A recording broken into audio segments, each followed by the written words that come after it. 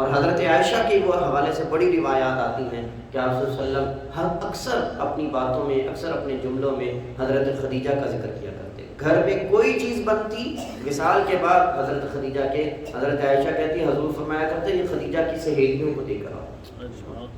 اور میں ایک دن بول بھی پڑی کہ آپ اس سرخ رخساروں والی کا کیوں اتنا ذکر کرتے رہتے ہیں؟ تو آپ صلی اللہ علیہ وسلم جلال میں آ گئے اور آپ نے فرمایا جب سارے مجھے جھٹلا رہے تھے وہ واحد تھی جو مجھے مان رہی تھی، سبحان اللہ، جو میرا کلمہ پڑھ کے مجھے تسلیاں دے رہی تھی.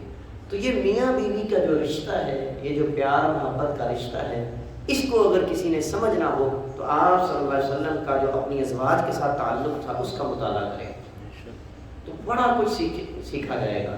اور اس سے گھر جو ہے نا یہ جنت بن سکتا ہے، پیار محبت کا گہوارہ بن سکتا ہے. آج ہر گھر کا مسئلہ ہے میاں بیوی کے لڑائیاں جھگڑے اور کئی قسم کے مسائل معاملات، شوہر کی بیوی سے نہیں اور بیوی کی شوہر سے نہیں. تو آپ صلی اللہ علیہ وسلم کی یہ سیرت